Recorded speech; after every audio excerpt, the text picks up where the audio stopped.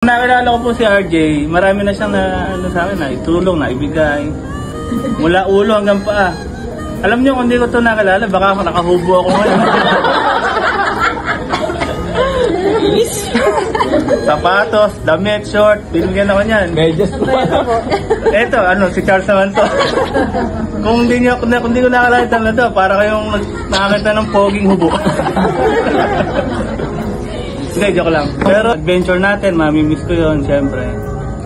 Wala din naman akong alam sa mga ganyan, yung camping, yung mga rides. Nagkaano ako yung mga rides. Sa jeep, may sobre akong dala. Nalimutan ko na yun kasi... Saka yung pag riding... Yan, nagra-ride niya. Riding tayo. Kaya nalimutan ko na rin yun. Pero, joke lang, siyempre. Ingat ka sa, Old Zealand. New Zealand. Sana, yun nga, hindi mo kami makalimutan nila Pastor Rizal. Kalimutan mo na lahat, wag lang kami.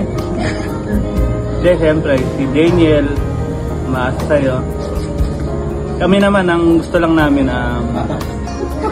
sapatos, t-shirt.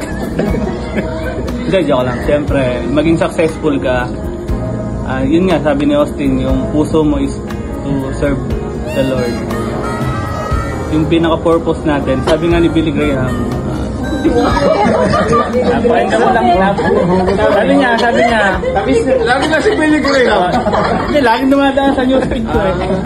I know, sabi naman ni Mango Graham, I know where I came from, I know where I'm going, and I know where my purpose is.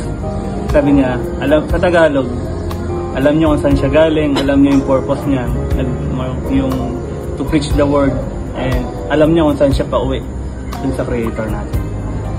Ngayon, sa'yo, kung paano mo gagamitin yung buhay mo, although hindi naman masama ng pera, di ba? Pero pinaka mas importante yung eternity. Kung kaya mo mag-share doon, mas maganda, di ba? Pero at least balance lang, hindi yung puro ka pera, di ba? Parang pag uwi mo rito, andain mo ng pera pero malayo na yung loob mo sa kay Lord, di ba? Parang useless din yung kung marami kang pera pag uwi mo rito, bigay mo sa akin.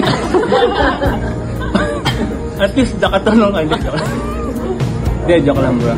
Nakimiss ka na. Joke na iiyak ngayon. Tutubal ba?